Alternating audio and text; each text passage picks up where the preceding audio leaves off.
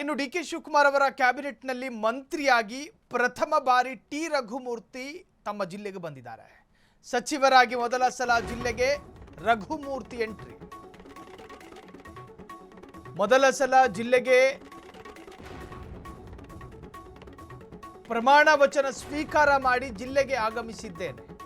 T Raghumurthy, ನಮ್ಮ ರಾಜ್ಯ ಮತ್ತು ರಾಷ್ಟ್ರೀಯ ನಾಯಕರಿಗೂ ಧನ್ಯವಾದ. ಸಚಿವ ಸಂಪುಟ ಗೊಂದಲ ಬಗ್ಗೆ ಸಚಿವ ರಘುಮೂರ್ತಿ ಪ್ರತಿಕ್ರಿಯೆ.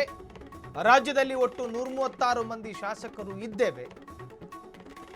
ಸಿಎಂ ಡಿಕೆ ಶಿವಕುಮಾರ್ 34 ಮಂದಿಗೆ ಅವಕಾಶ ನೀಡಿದ್ದಾರೆ. ಅವಕಾಶ ಮಿಸ್ ಆದಾಗ ಅಸಮಾಧಾನ ಇರೋದು ನಿಜ.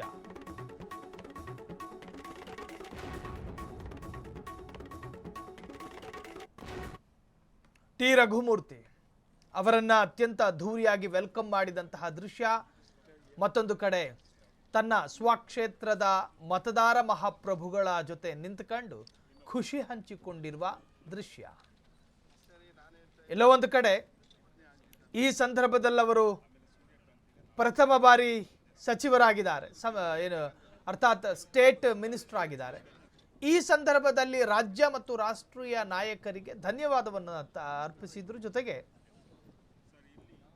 ಬಂಡಾಯದ ಬಗ್ಗೆ ಕೇಳಲಾದ ಪ್ರಶ್ನೆಗಳನ್ನು ಕೂಡ ಅತ್ಯಂತ ರಕ್ಷಣಾತ್ಮಕವಾಗಿ ಉತ್ತರವನ್ನು ನೀಡಿದ್ದಾರೆ. ಇದಕ್ಕೆ ಸಂಬಂಧಪಟ್ಟ ಹಾಗೆ ರಘುಮೂರ್ತಿ ಮಾತನಾಡಿದ್ದಾರೆ, ನೋಡ್ಕೊಂಡು ಬರೋಣ. ಈಗ ರಾಜ್ಯ ಮಟ್ಟದಲ್ಲಿ ನಿಮಗೆಲ್ಲ ಗೊತ್ತಿರುವಂತೆ ಎಲ್ಲರೂ ಕೂಡ ಸುಮಾರು 136 ಜನ ಇದ್ದೀವಿ.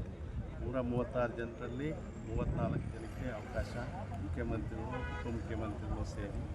ಹಾಗಾಗಿ ಆ ಒಂದು ವ್ಯವಸ್ಥೆಯಲ್ಲಿ ಬಹುಶಃ ಈಗ ಇನ್ನು ಹೊಸ ಮುಖ್ಯಮಂತ್ರಿಗಳಾದ ನಂತರ ಇದು ಒಂದು ರಚನೆ ಆಗಿದೆ. ಖಂಡಿತವಾಗಲೂ ಕೂಡ ನಾನೇ ಇದ್ರೂ ಕೂಡ ಯಾರು ಆಕಾಂಕ್ಷಿಗಳಿರ್ತಾರೆ, ಯಾರು ಎಲಿಜಿಬಲ್ ಇರ್ತಾರೆ, ಅವರಿಗೆ ಒಂದು ಅವಕಾಶ ತಪ್ಪದಂಥ ಸಂದರ್ಭದಲ್ಲಿ ಅಸಮಾಧಾನ ಖಂಡಿತವಾಗ್ಲೂ ಆಗ್ತದೆ.